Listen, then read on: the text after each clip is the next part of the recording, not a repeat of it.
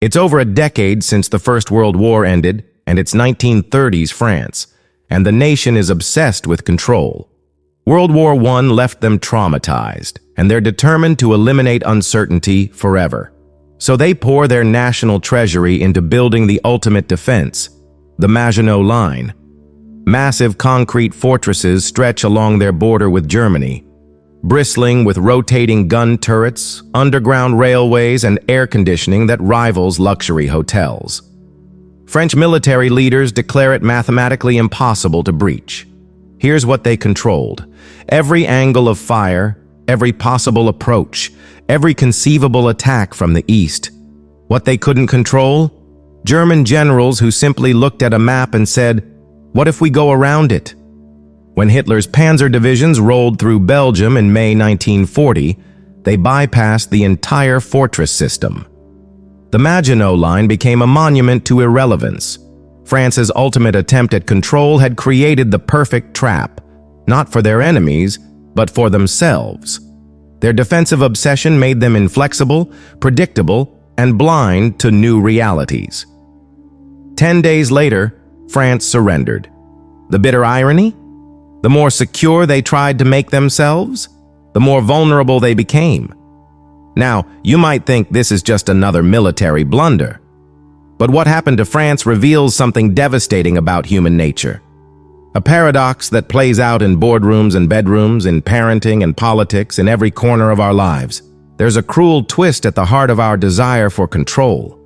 The harder we grasp for it, the more it slips through our fingers. The more we try to eliminate uncertainty, the more fragile we become. This isn't a modern insight. 2,000 years ago, in a garden called Gethsemane, Jesus faced the ultimate test of control. He could see the suffering coming. He had the power to stop it. Legions of angels at his command. He could have taken control, rewritten the script, eliminated the uncertainty. Instead, he made a choice that would seem insane to any French general or modern CEO. Not my will, but yours be done. But here's what's revolutionary about that moment. Jesus' surrender wasn't weakness. It was the most powerful act in human history. What Jesus understood that night is what France learned too late: that our attempts to control the uncontrollable often become the very source of our destruction. The paradox of control works like a psychological trap. When we try to control external circumstances, we actually surrender our inner freedom to those very circumstances. We become emotional hostages to outcomes we can't guarantee. We attach our peace of mind to things that are fundamentally unpredictable. In trying to control everything around us, we lose control of the one thing that actually matters: ourselves. But let's be crystal clear about something crucial here. There's a universe of difference between influence and control. Influence is planting seeds and trusting the harvest. Control is demanding that the seeds grow exactly where, when, and how we specify, and having a breakdown when they don't. Jesus mastered this distinction. He influenced the world through love, teaching, and sacrifice, but he never controlled people's responses. When crowds walked away because his teachings were too difficult, he didn't water down his message to keep them. When Peter denied him 3 times, he didn't manipulate or guilt trip. When the rich young ruler chose his wealth over discipleship, Jesus let him go with love. This is profoundly countercultural. We live in a civilization built on the illusion of control. The Western worldview is essentially this: if you're smart enough, work hard enough, and plan thoroughly enough, you can engineer any outcome you want. It's the French military strategy applied to everything: build bigger walls, create more detailed plans, eliminate more variables. Eastern philosophy takes a different approach. The Taoist concept of wu-wei, action through non-action, suggests that the most effective approach is often to move with natural forces rather than against them. Water doesn't fight the rock. It flows around it and eventually wears it down. The wise person doesn't force outcomes. They position themselves to benefit from natural currents. This sounds beautiful in theory. But here's where Eastern philosophy fails spectacularly. It often becomes the most sophisticated form of control imaginable, using non-control as a technique to get what we want. Watch how this plays out in practice. The modern mindfulness movement promises that if you meditate enough, if you practice non-attachment skillfully enough, if you surrender your desires properly, you'll achieve greater success, better relationships, and inner peace. Suddenly, letting go becomes another strategy for acquisition. Non-attachment becomes attached to the outcomes of non-attachment. I've seen business leaders who study Taoist principles not to genuinely surrender control, but because they've heard that effortless action leads to better results. They practice Wu Wei like a management technique, hoping that appearing less controlling will make them more influential. They're still trying to manipulate outcomes. They're just using Eastern philosophy as their method. Dating culture provides even more painful examples. How many people have learned to play it cool, to practice strategic detachment, to use non-neediness as a way to appear more attractive? They're not genuinely letting go of the outcome. They're using the appearance of letting go to control the outcome. It's manipulation disguised as wisdom. The fundamental problem is that Eastern philosophy often lacks a relational foundation. Wu Wei can become a technique performed by an isolated self trying to optimize its position in an impersonal universe. There's no loving father to surrender to, no relationship to trust, so letting go becomes another form of self-improvement, another way to gain an advantage. Even worse, this approach can lead to spiritual bypassing, using philosophical concepts to avoid the real work of character development. Instead of dealing with their control issues, people retreat into detachment. Instead of learning to love sacrificially, they practice non-attachment. They become spiritually sophisticated, but emotionally unavailable. The Taoist master might achieve a kind of inner equilibrium, but often at the cost of deep connection with others. How do you love someone passionately while remaining truly detached from outcomes? How do you parent with genuine care while practicing non-attachment to your children's choices? The system creates an internal contradiction that often resolves into either emotional withdrawal or secret manipulation.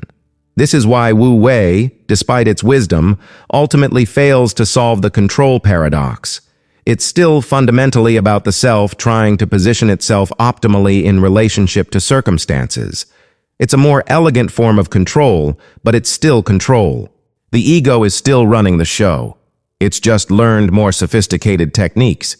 Christianity offers something radically different: surrender as relationship. And here's where we discover the most profound truth about control, influence, and surrender. It's all modeled perfectly in the Trinity itself. Think about this. Within the Godhead, we see the ultimate expression of power without control. The Father doesn't dominate the Son or the Spirit. The Son doesn't compete with the Father for authority. The Spirit doesn't manipulate outcomes to prove his worth. Instead, we see perfect mutual submission, perfect love, perfect unity. Yet each person retains complete identity and dignity. This is revolutionary. In human relationships, we assume that either someone has power over others or everyone fights for equal control. But the Trinity shows us a third way: mutual surrender that actually increases rather than diminishes each person's unique glory. The Father's authority is enhanced by the Son's willing submission. The Son's obedience magnifies rather than diminishes his divine nature. The Spirit's role of pointing to Christ does not make him less important. It reveals his essential character. This Trinitarian model becomes the foundation for understanding the difference between control, influence, and surrender. Control says, I must dominate this situation to get what I need.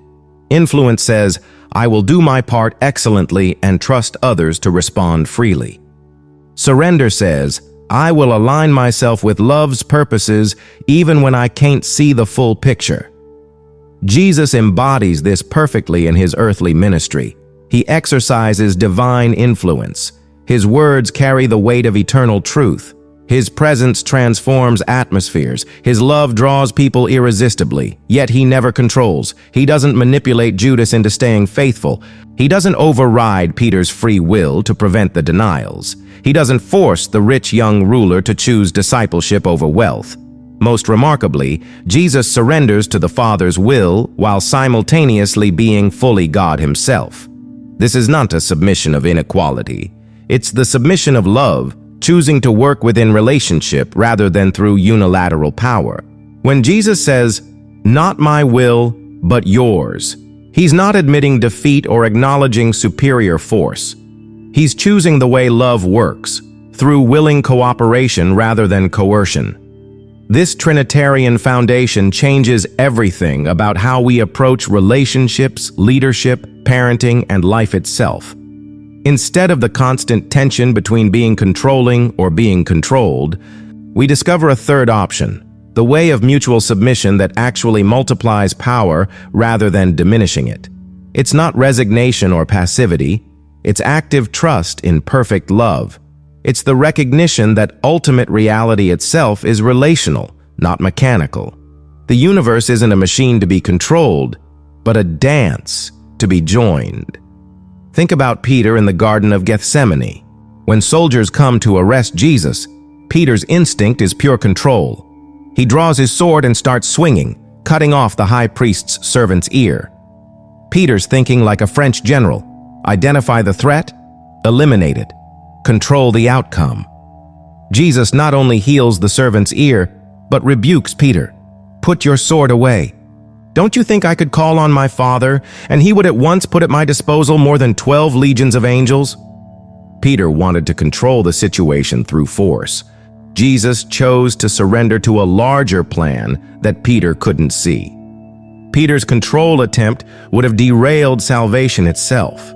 Jesus' surrender made it possible. This same dynamic plays out constantly in our relationships.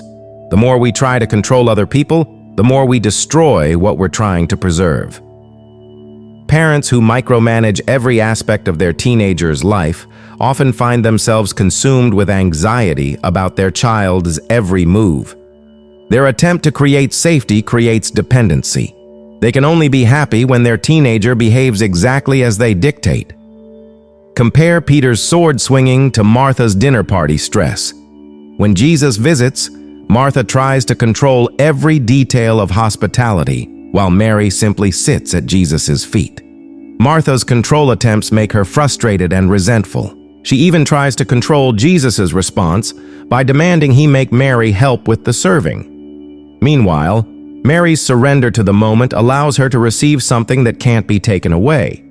The disciples demonstrate this paradox constantly. They argue about who will be greatest in the kingdom, a classic control move, trying to secure their position and status. Jesus responds by washing their feet, showing them that true greatness comes through serving, not controlling. But why are we humans so desperate for control in the first place? It goes deeper than mere preference. It's wired into our survival programming.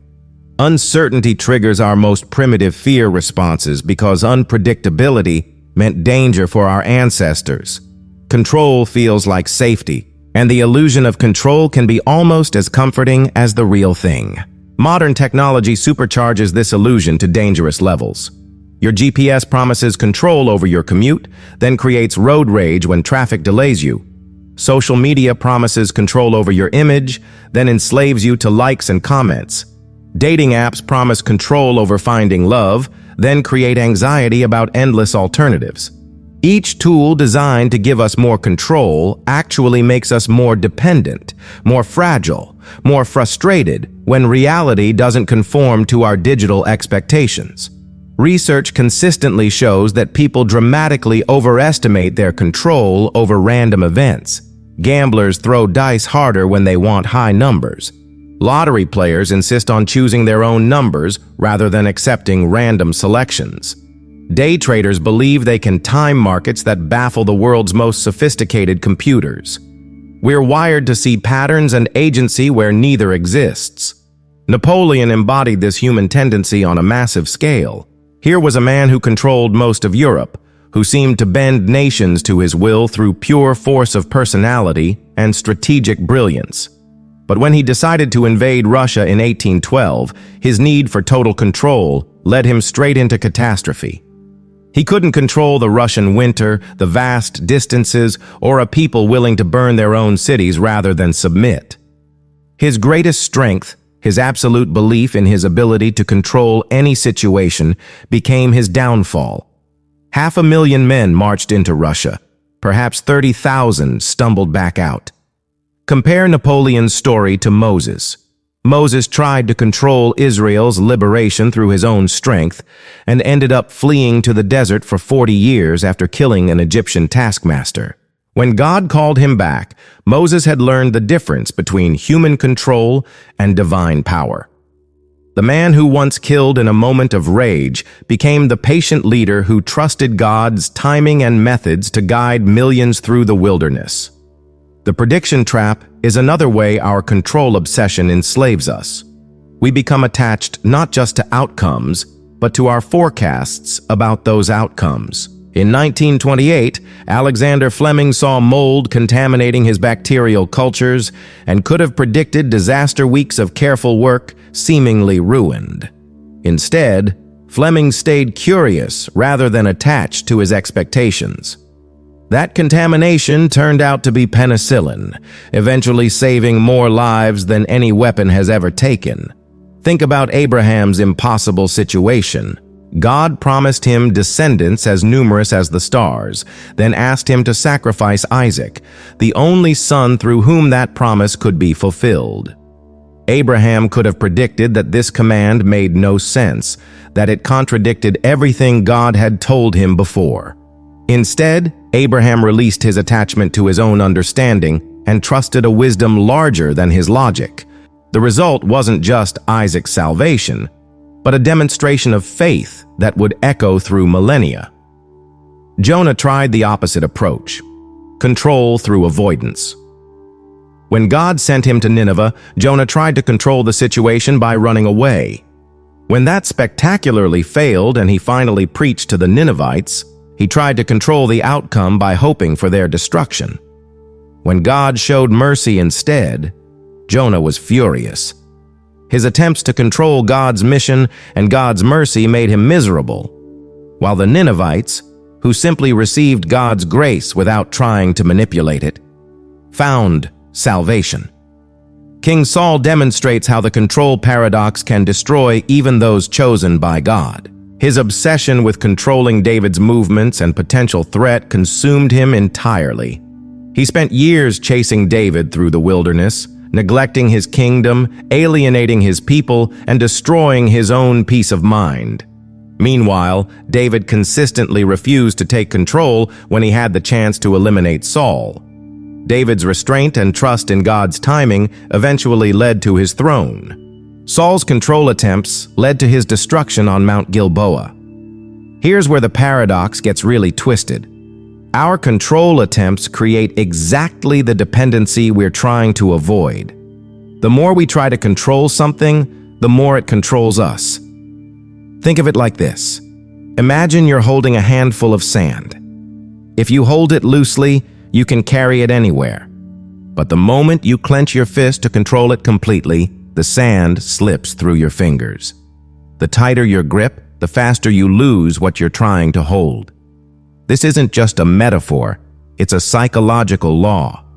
When we attach our emotional state to controlling specific outcomes, we become enslaved to those outcomes. The parent obsessed with controlling their child's choices becomes unable to enjoy their child's company because they're constantly monitoring, correcting, predicting problems. What they wanted, a close relationship with their child, is destroyed by their attempts to control every aspect of that relationship. Here's the sinister mechanism. Control attempts train us to believe we need things to go exactly our way to be okay. Each time we successfully manipulate a situation, we reinforce the belief that our peace depends on our ability to control circumstances. We become addicted to the temporary relief that comes when things go according to plan.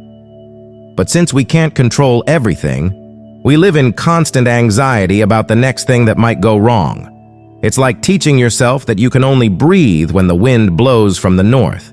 You might get lucky for a while, but eventually you're going to suffocate. The workplace provides endless examples. The micromanager who can't delegate because they need to control every detail becomes the bottleneck that limits their team's growth.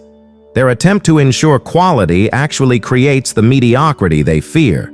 Their team members stop thinking creatively because they know their initiatives will be controlled, modified, or overridden anyway. Even more tragically, the micromanager becomes dependent on their team's dependency. They can't rest unless they're involved in every decision. They've trained themselves to believe that things only work properly when they're pulling all the strings. They wanted efficiency and excellence, but created a system where they're indispensable and exhausted. This is exactly what happened to the Israelites when they demanded a king like other nations. They wanted to control their political destiny rather than trusting God's direct leadership. Samuel warned them that getting what they wanted would cost them their freedom. They'd become servants to the very institution they thought would give them control. They got their king, and within generations they were crying out for deliverance from the oppression they had chosen. Their attempt to control their destiny led to the loss of their freedom. Steve Jobs experienced this paradox in corporate form. In 1985, his need to control every microscopic detail of Apple led to boardroom conflicts and his forced departure from the company he'd founded.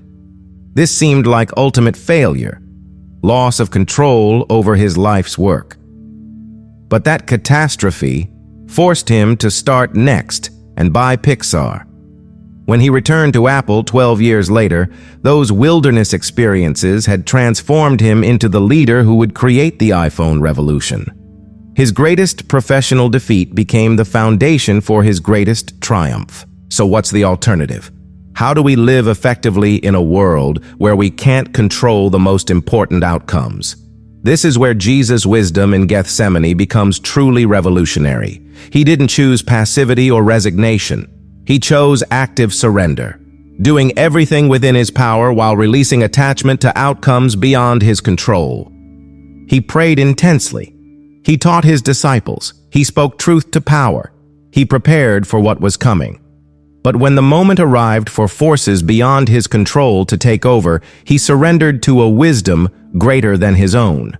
The freedom that comes from this kind of surrender is extraordinary. When we stop exhausting ourselves trying to control the uncontrollable, we discover what we actually can influence.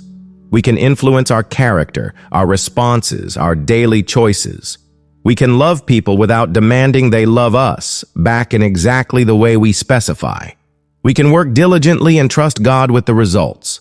Prayer becomes the daily practice of this surrender, but most of us get it completely backwards. We approach prayer like a cosmic vending machine, insert the right words, demonstrate sufficient faith, and receive the desired outcome. This isn't prayer. It's control disguised as spirituality. Real prayer is fundamentally different. It's the practice of releasing our death grip on outcomes and learning to trust that divine love is working through circumstances we can't understand or manipulate. Consider how Jesus prayed in Gethsemane. He didn't suppress his desires. If it's possible, let this cup pass from me. He was honest about what he wanted. But then comes the revolutionary part. Nevertheless, not my will, but yours be done. This isn't resignation, it's alignment. Jesus is choosing to trust that the Father's love is wiser than his own understanding of what should happen. This kind of prayer actually rewires our control circuits. When we consistently practice bringing our anxieties to God and then releasing our attachment to specific solutions, we train ourselves to find security in relationship rather than outcomes. We learn to distinguish between our legitimate concerns and our illegitimate demands for certainty. Think about how different this is from our normal approach. Usually, we exhaust ourselves trying to solve problems through worry, planning, and manipulation. Only when we're desperate do we pray. And even then, we're often trying to recruit God for our agenda rather than surrendering to His. But contemplative prayer teaches us to reverse this process. We bring our concerns to God first, before they become anxiety spirals. We practice sitting with uncertainty in God's presence until we can feel the difference between legitimate action and frantic control attempts. We learn to recognize when we're trying to play God in our own lives. The Psalms model this beautifully. David doesn't pretend he's not worried about his enemies, his failures, his future. But watch what happens in most Psalms. They begin with anxiety and complaint, move through honest struggle, and end with some form of surrender or trust. David isn't suppressing his feelings. He's processing them in God's presence until he can release his grip on controlling the outcome.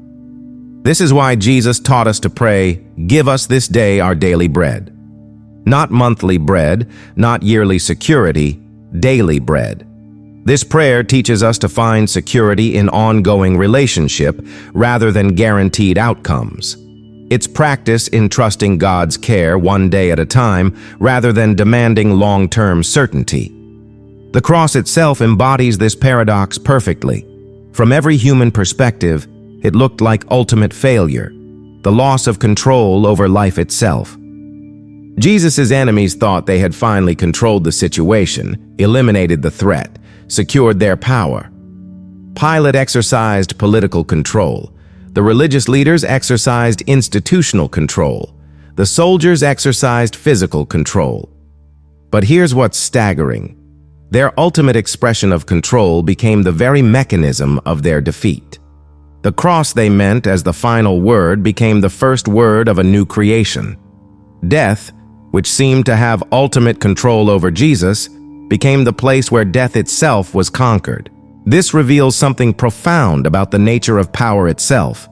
The world's power operates through domination, coercion, and the threat of consequences, but divine power operates through love, sacrifice, and willing vulnerability. Worldly power says, "I will force you to comply." Divine power says, "I will love you so completely that you'll want to become who you were meant to be." The resurrection didn't just reverse the cross, it revealed what the cross actually was.